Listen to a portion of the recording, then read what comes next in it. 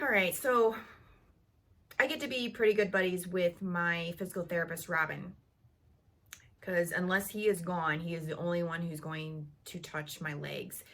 And he starts having me do the most trivial of exercises at home. So I can only come one day a week as long as I promise to go ahead and do my exercises because it's very difficult to get me to physical therapy because it's always in the middle of the day, everyone's working, and I can't drive. He sends me home and says, okay, next time you're on your bed, I want you to practice. Your legs are out straight, and I want you to put a cookie sheet under one of your legs and bring it out and in and out and in, and the same on the other side. Again, I'm like, what? That's it? But when my husband gets home and we try it,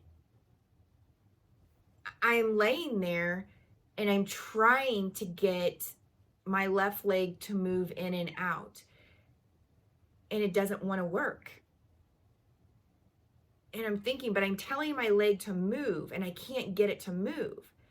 And just ever so slowly, it goes out. I have to take a very long break before I can try to move it back in. And again, my mind is blown by how weak my body is, and my joints haven't moved for 4 months. So they're so tight that I just can't get anything to move. And he wants me to start trying to see if I can move the toes in my left foot. I can't feel them at all. And in the hospital bed in our living room,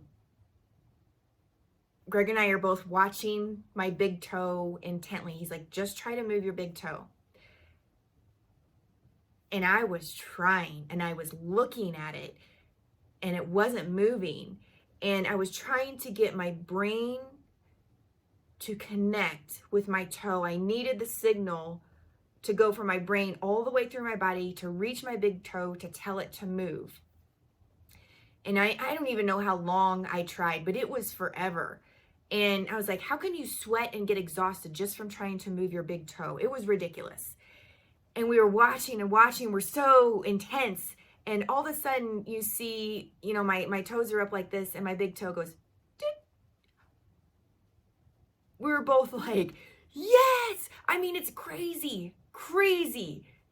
The celebration that we had over my big toe moving maybe like a centimeter or two. It was crazy. But I finally got it to connect.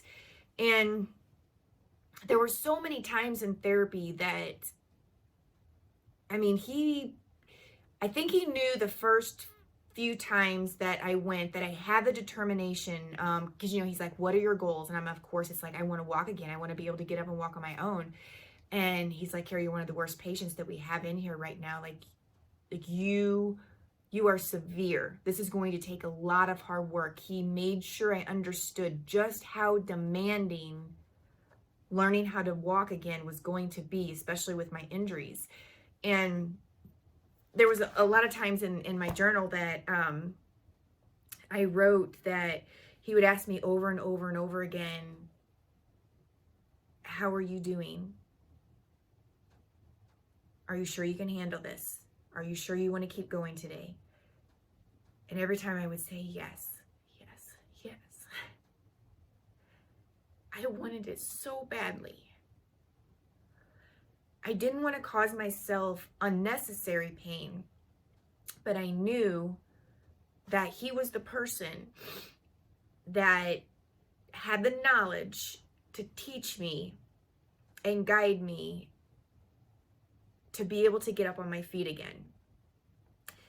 And because of his determination to want to help me to get that far, and then my own determination to say, I need you to push me. I need you to challenge me to get to the point that I want to be in. And he reassured me that he was going to be very honest. And he said, I'm going to have to push you hard. I'm going to have to challenge you more than you think you should be. You have a long way to go, and you're one of the worst patients we have.